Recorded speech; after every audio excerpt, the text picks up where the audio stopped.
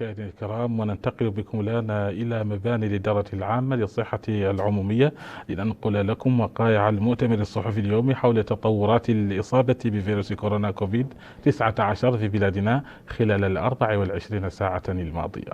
نتابع.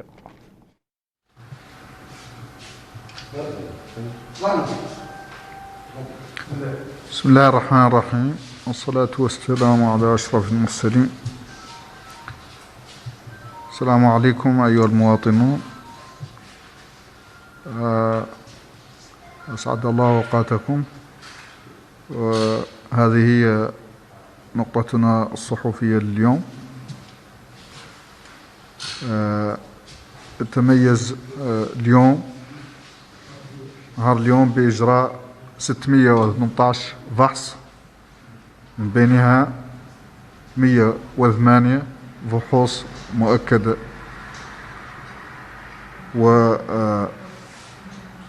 وهذا ما يجعل عدد الفحوص التي تم إجراؤها حتى الآن هو 5504 فحص، يعني تم إجراؤه. إذن هذه 618 فحص التي أجريت اليوم أدت إلى تشخيص 25 حالة إيجابية، من بينها حالتين مخالطات، و23 حالة مجتمعية، وصفر طبعا حالة واردة. أما بالنسبة للشفاء وحالات الوفيات فإنه قد سجلت 3 حالات وفيات في هذه 24 ساعة الأخيرة مرتبطة بمرض كوفيد، وصفر حالة شفاء. لم تسجل عندنا حالة شفاء في 24 ساعة الأخيرة. أما الحالات 25 فتتوزع في مقاطعات نواكشوط على الشكل التالي. إذن هي كلها في نواكشوط وتتوزع على الشكل التالي: حالة واحدة في دار النعيم، واحدة في تيارت، 6 حالات في توجونين، 5 في القصر، واحدة في السبخة، 4 حالات في تفرغ زينة، 5 حالات في عرفات، وحالتين في الميناء.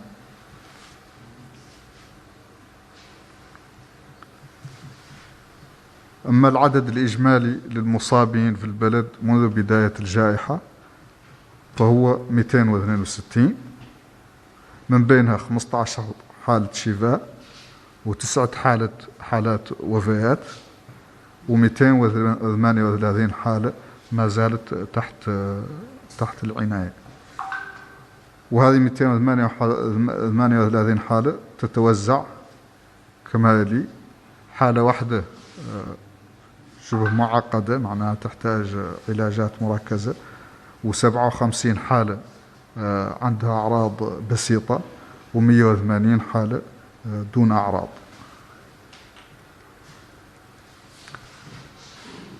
Chers concitoyens, bonjour.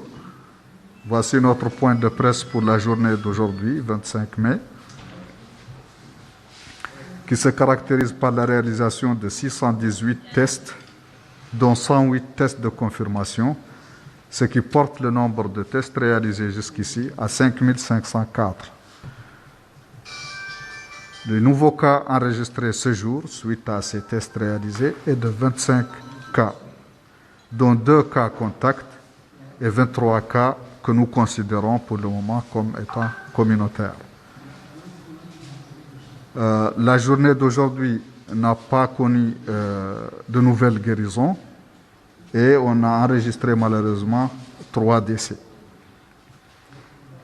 Les 25 cas enregistrés se répartissent ainsi qu'il suit dans les 3 régions de Nouakchott.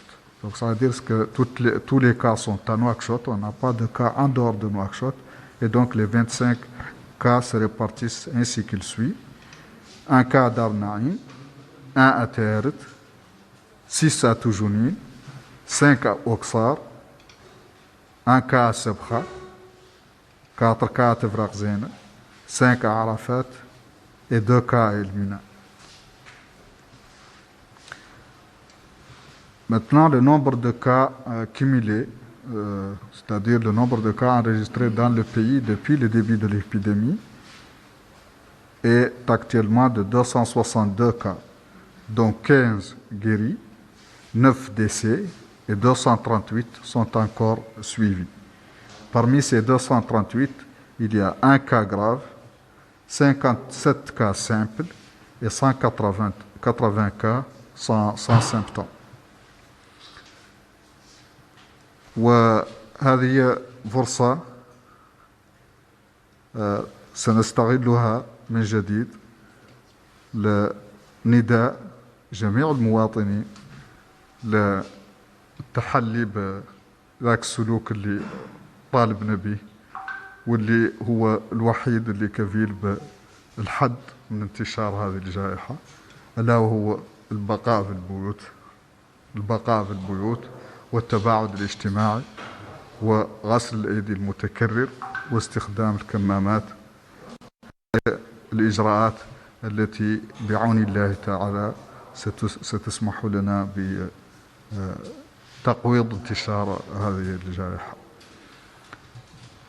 Ceci étant dit, j'appelle de nouveau tous les citoyens à respecter toutes les mesures qu'on a diffusées, à savoir de rester à la maison, de ne pas sortir qu'en cas de nécessité, de respecter les distances entre les individus, de se laver les mains régulièrement et d'utiliser les masques ou tout autre moyen, un moyen physique pour éviter la contamination ou la transmission de ce virus. Sur ce, je vous remercie et bonne soirée. إذن هكذا تابعنا وإياكم مشاهدينا الكرام المؤتمر الصحفي اليومي لوزارة الصحة حول تطورات الإصابة بفيروس كورونا في بلادنا خلال 24 ساعة الماضية. إلى اللقاء بإذن الله.